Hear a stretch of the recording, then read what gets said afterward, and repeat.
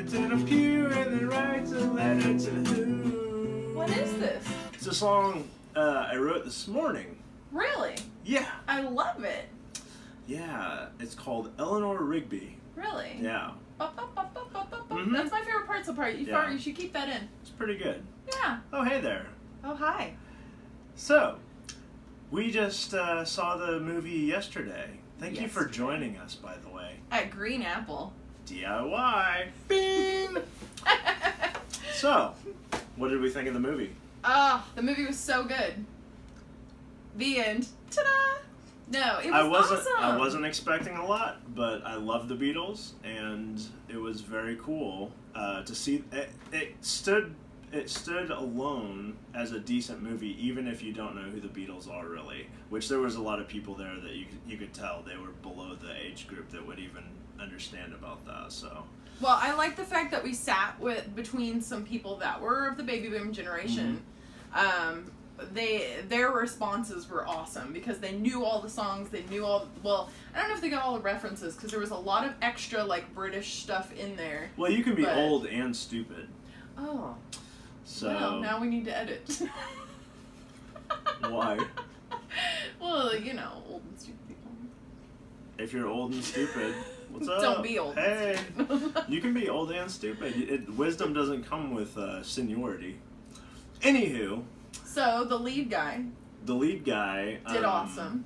Yeah. You could feel his anxiety and his weirdness, and I liked the character. It was bizarre. So the plot, basically, the synopsis would be a guy gets hit by a bus after having a failed music career and slips into an alternate dimension or something.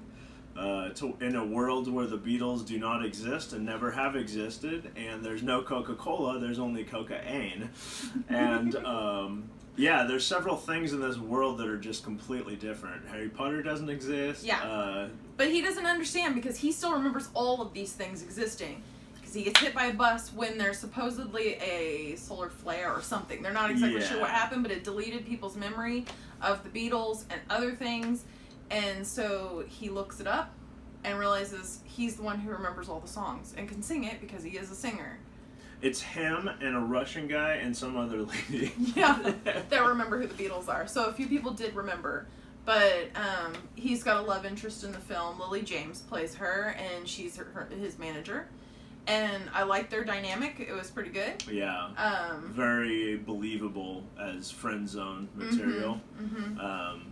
Yeah, it was a hilarious movie though. Really, way funnier than I thought it would be. I thought it would just be kind of references to Beatles songs and stuff for inside, There's a sidekick character that I really liked, and if you're a British nerd like me, it reminded me of David Walliams. But I think he's like starting out his career, he's starting to do all these shows and movies, and so we'll be seeing more of him. I'm sure he was hilarious. Yeah, the cast was amazing. Yes. The music was great. Ed Sheeran was hilarious. Ed Sheeran.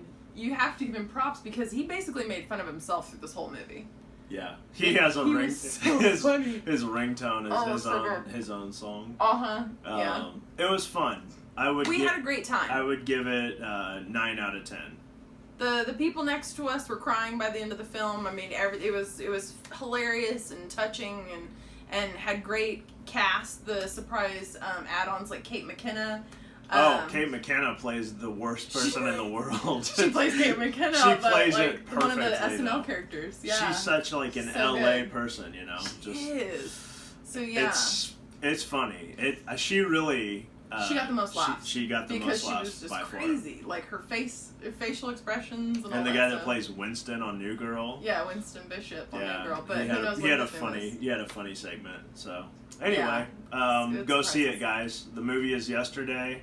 I can't believe there's not been more about this movie. It just kind of took us by surprise. It's better than it's been hyped. Although there has been 3 screenings emails that we've gotten for it. So apparently, and the third one we just went to tonight, and it was packed. Yes. So it's getting like a 60s on Rotten Tomatoes right now. But I think once more people get to see this might be like a cult classic where it's going to be just played over and over again. I was a big fan personally of Across the Universe. It's all Beatles featured, and this one was less of a musical, more of like a concert.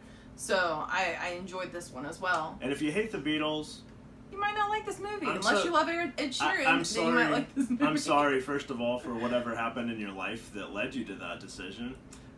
But you know, you still like it. It's probably still a funny movie. If you found our page and you realized Green Apple was basically the idea off of the Green Apple album, like the... It's named after the Green Apple from the Beatles. Album, so, yeah, so there's a connection there, but... Plus, I ate green apples as a kid. I know, right? So well, we were vegetarians for a long time. Good for pie. Lots of apples. Yeah, lots of apple pies. That's how I got my body.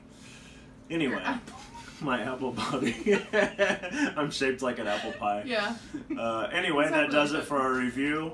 Very serious. Very serious. As you can tell, we are excited after this film. We feel goofy and silly, just like the film was, and we didn't take any of it seriously. We just liked the Beatles. Indeed, shenanigans are a great time. It was hilarious. I would definitely recommend it. It was probably appropriate for small children. There weren't any like scenes that you'd be uncomfortable with. Kate McKinnon has a little bit of a potty mouth, but other than that, I would say it's pretty safe to take your kids to. So yeah, nothing stood out. So have fun, kids. If you like the Beatles. All right. Bye.